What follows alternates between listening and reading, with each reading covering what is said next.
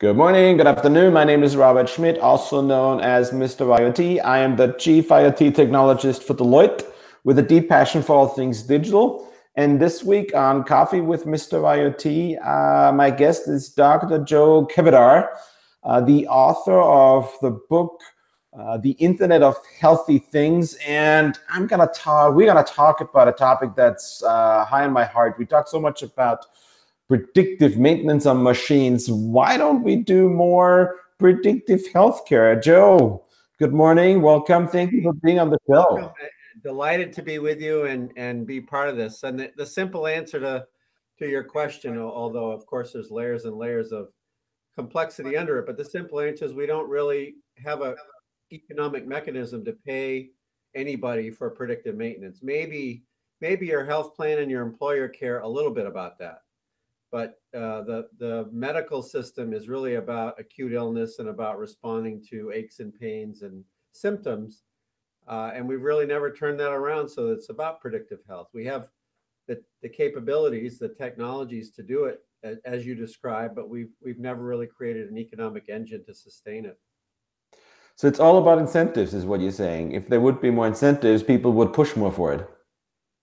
I think so. I think patients, or these days, of course, everyone's afraid of privacy because of the Cambridge Analytica debacle. I think we can get beyond that. We certainly have evidence in our use of IoT in healthcare that patients will gladly share health data with at least with their doctor. But others are getting into this game. The PBMs are interested. A lot of health plans. United Health Group has an interesting program now, for instance, where people who are in their health, what do they call, plan sponsors, so employees for some of their companies that they provide service to will wear a wearable. And if they meet certain activity criteria, they can get dollars back into their health savings account. So you're starting to see this, what's it worth what's your step count worth? It's kind of interesting. What's your step count worth? Wall Is Street. steps actually a good measure? I don't know. Well, When I started this whole thing, I thought steps really, and now I track it. I'm on vacation, so my Fitbit is actually not on me. But are steps a good measure? well, they're a measure. It's like anything else. It's a relative thing. So the more active you are, generally speaking, the better for your health maintenance and for your preventive health. And so they're a measure of that. It's a yardstick. It doesn't have to be super accurate because it's all relative. If I did 5,000 today and 7,000 tomorrow, that's better than 5,000, whatever that unit is. I hear you. So you wrote a book about this. Tell us a little bit about the book. I'd love to hear one story out of the book that you particularly care about, not the one I care about, but the one you thought was really meaningful to you, that you really had close to your heart. I'd love to hear it. Well, thank you. And yes, this book called The Internet of Healthy Things was published in 2015. So we started thinking about this. I was, as I recall, driving home. I get some level of inspiration from listening to stories on the news. And someone came up with a stat that by 2020, there'll be 20 billion objects. You know this well, it's your space, that are we now consider inanimate will be connected, and they'll have smart sensors in them. They'll communicate with one another. And that's, of course, happening now. That was 2014. Now it's 2018. The Nest thermostat wasn't out then. Certainly, Amazon's Echo wasn't out then. All these IoT applications that we now take for granted. So when I heard 20 billion, I thought that's a big number. That's got to change the way we deliver care. And sure enough, things are starting to happen in that space. Like I said, mostly in the pharmacy slash payer side of the business, less in the healthcare provider side. I saw some interesting information the other day from the AMA that about 6 or 7% of physicians surveyed in their membership are using some sort of remote monitoring in their practice. So still pretty small. And that's because, as I said, there really isn't a mechanism to pay for it or a workflow to support it. We think as doctors about visits, and IoT is about one-to-many care models, which excite me a lot, but we've got to get a couple things fixed to support that. So with that kind of inspiration that I thought this is really going to change the way care is delivered, we created this book, and we sort of start out with this very rich story just to give people a sense of what it might be like. And mind you, in the fall of 2015, this was all fantasy, and that is that I'm part of the story. I have a pact with my employer that if I give up all of the what you would call digital dust coming off of my wearables, my mobile device, etc., and let them synthesize it into a health plan, that I will get a lower premium cost. And sure enough, now I mentioned the United Health Group example. There are others, so that's happening. All of the different stats are already out there, whether it's the Nokia weight scale or the blood pressure cuff or the Fitbit. If you're meticulous and put your information into an app like MyFitnessPal, you can track calories consumed. So you can do all this stuff. And we had this virtual assistant called Sam, which these days, if I rewrote it, it would be in a smart speaker like Alexa. So Sam followed me around and gave me a lot of hard advice about keeping healthy, because I was preparing for my daughter's wedding in this theoretical example 5 years hence. And again, a lot of that has now come to be true. There are lots of chatbots. There's lots of opportunities for companies like Lark and Bowie Health and others doing chat and virtual AI-driven care management. So a lot has happened. I think the part of the book that I'm most passionate about is the chapter on engagement, because the way we sort of think of this is we have all the data coming from the things in the Internet of Things. We have some sort of analytic middleware that does machine learning on it, captures a profile of me. But for health, not unlike, I think, advertising and retail, but for health, I can't do anything with it if I can't engage the person. And we talk about engagement as making health addictive. That's our way of phrasing it, that if we could make health as addictive as your smartphone, wouldn't that be amazing, right? And how do we do that? Well, we divide it into 3 strategies and 3 tactics. And the strategies very quickly are make it about life. And I mentioned earlier that the fantasy was about my daughter's wedding, not about whether I'm going to have a heart attack or not, something near term. Make it social. Social's amazing, how powerful social can be. And personalized, highly personalized. And again, IoT enables us to do that. Any person, you or me nowadays, whether we know it or not, is generating a unique fingerprint of information about our health just by carrying a mobile device around, by interacting with mobile payment systems, by making phone calls, things like the amount of outbound communication from your mobile device, independent of the content, just the amount is a correlation with whether you're depressed or not. So there's just enormous amounts we can get from this stuff. And so making it personal, making it about life, using social connections, those are the 3 strategies. And the tactics have things to do like subliminal messaging. Turns out that most people don't want to be reminded they're sick. Most people don't really want to deal with their health. They'd rather go, have a piece of cheesecake or something. So we found that if you get your health message in the mix underneath something that really is interesting to them, you get a lot more uptake. So that's the subliminal messaging. And then we have something called the sentinel effect. And that's really a variation on social, but we emphasize it because as your doctor, most of the time, most patients don't want to look lousy in front of their doctor. So if they know their doctor's watching their data, they sort of up their game. And we take advantage of that in our programs. So that's fascinating. I hadn't even thought of it, but you're right.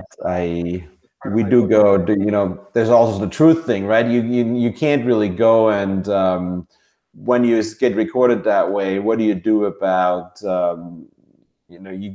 it's all there. There's no real sort of cheating going on, and that helps. I get that. I loved your term data dust, by the way. This idea that our devices send off a data dust. It's a really nice, not technical term. Um, I know you still practice, right? You still see patients. I do. So, and I think you said, I talked about engagement also. You had video engagement with someone today. Tell us a little bit what you do in your day-to-day practice today with devices and yeah.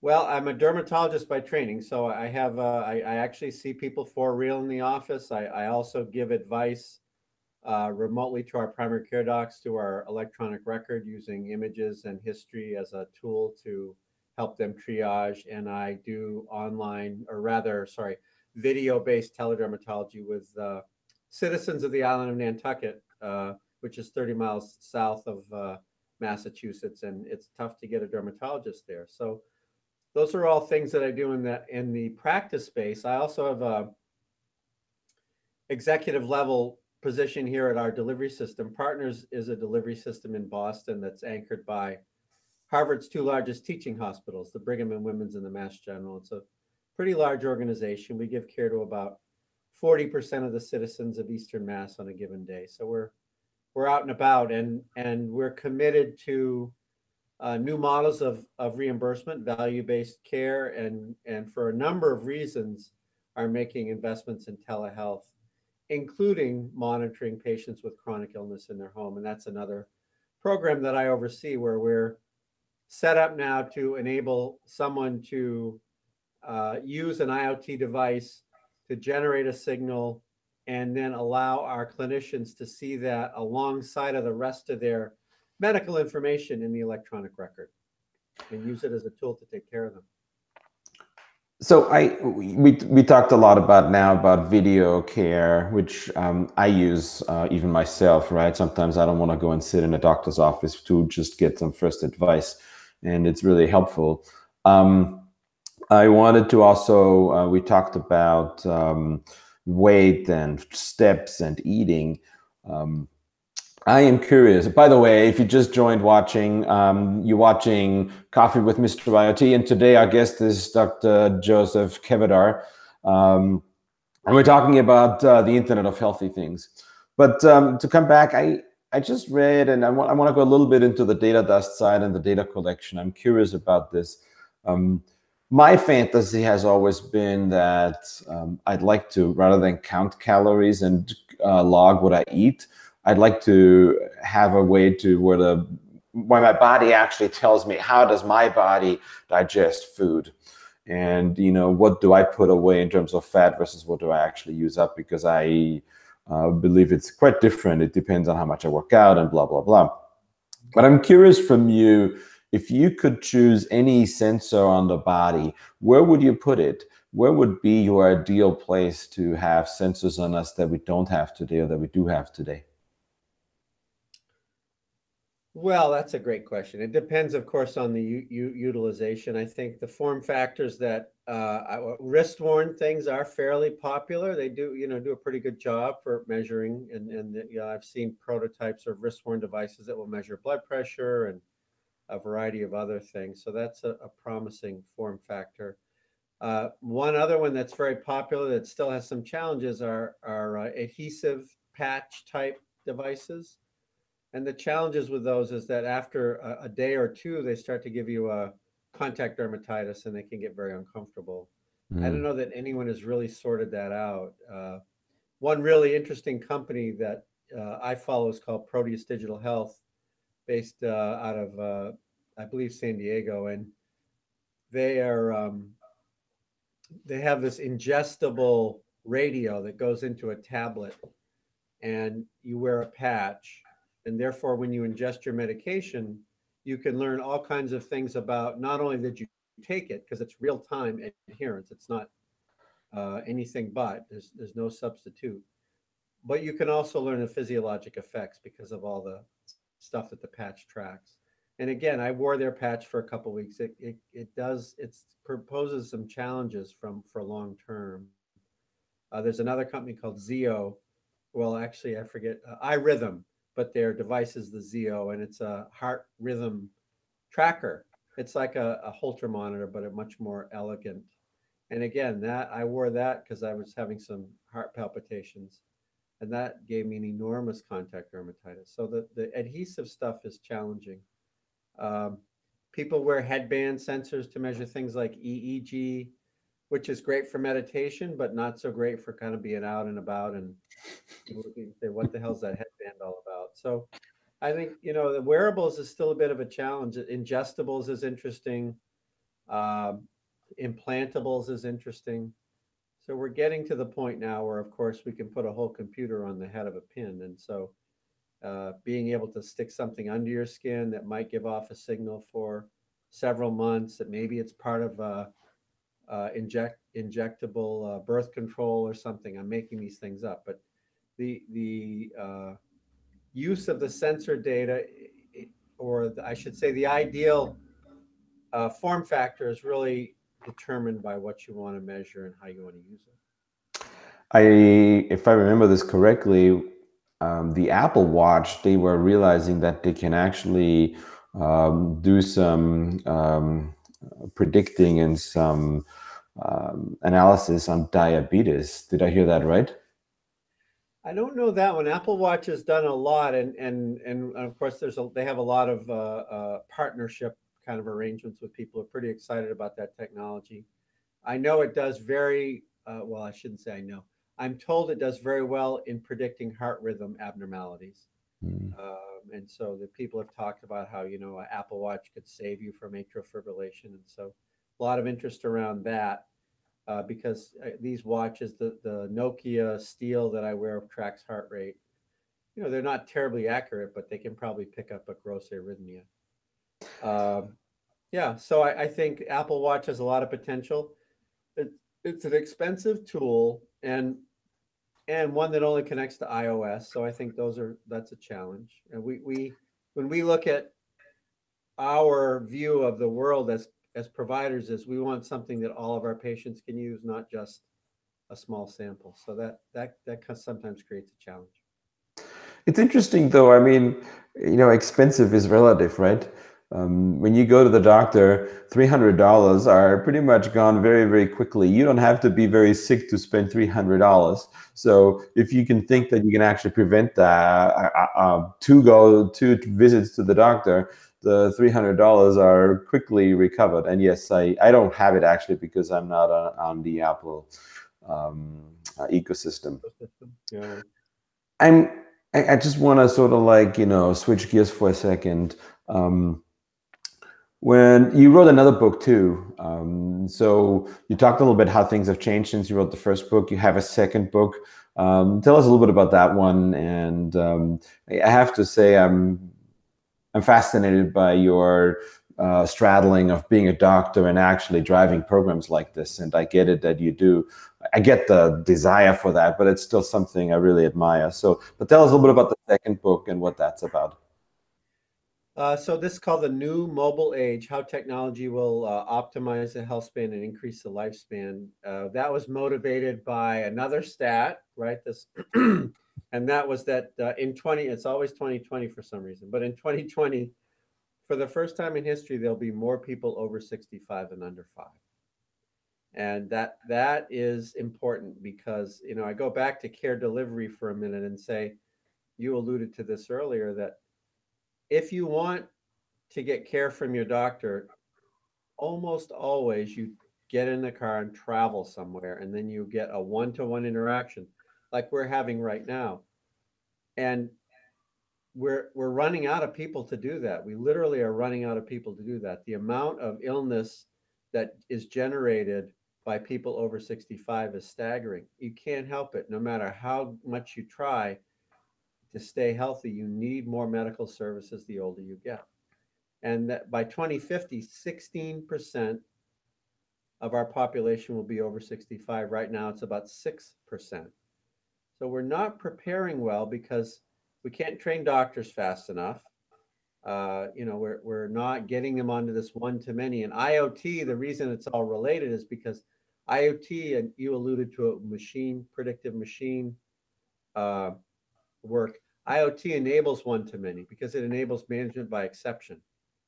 So it's a big transition for us. We have to work on it. So part of the book is about that. How do we move doctors from everything's a visit? Even if it's a virtual visit, it's still a visit.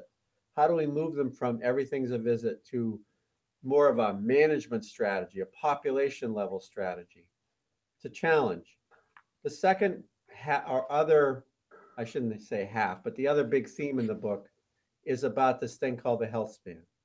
And the idea that in the last century, we've added 25 years to our lifespan, largely through innovations in acute care management, like cardiac surgery, antibiotics, et cetera, right? Things that we take for granted now that my grandfather died in 19, I think it was 48. He was 62 years old.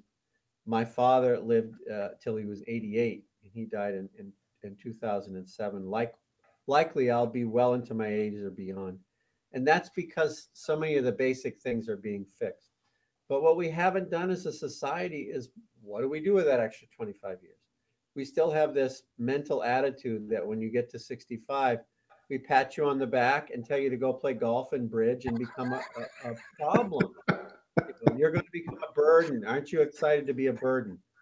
And you know, people that are older have wisdom, they have experience, they can contribute mentoring. There's all kinds of ways they can add value back.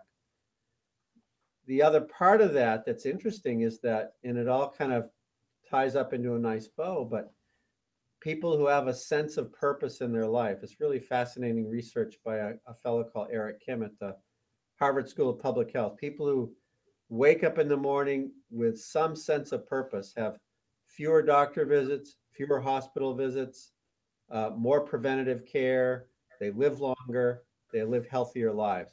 It's not the only thing, of course, but it's a really important thing. So how do I make sure I don't have a sense of purpose?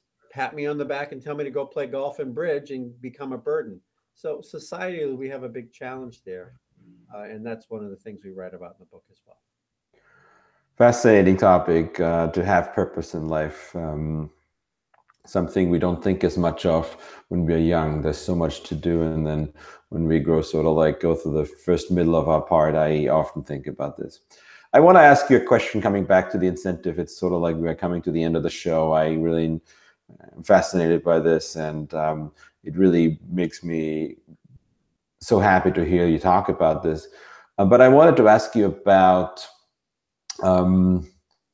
incentives, and rather, this is often a political topic, and I don't want to make it political. I want to ask you actually about, you know, we have one system here in the US, and that's the system, but I'm sure you've seen many, many other systems around the world. If you had to pick one country where you feel like it's a really great balance of how healthcare works, which country would you pick? Probably Denmark. Denmark. Why is that? Well, they have, it's just you know, they have a unique opportunity. They have a relatively small population. I think the total is like 3 million maybe or something.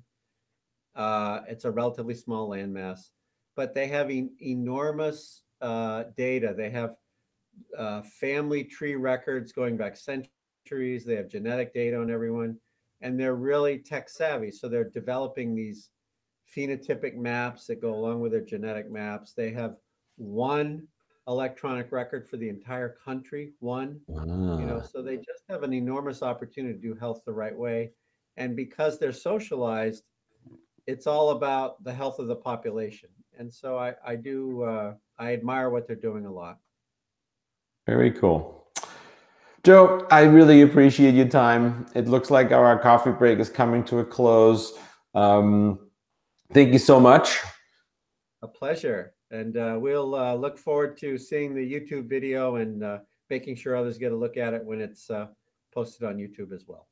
Yeah, it'll come out right after that. And please join me again next Friday at 9 a.m. Pacific, noon Eastern. Kelsey will be back too for another Coffee with Mr. IoT. And if you missed any part of today's conversation or any past episodes, go on my YouTube channel and check it out there. And with that, I'm going to say mahalo from Maui, and my vacation ends today. I'll come back. I know I'm a little red. I know the dermatologist in you is going to tell me to put more sun lotion on.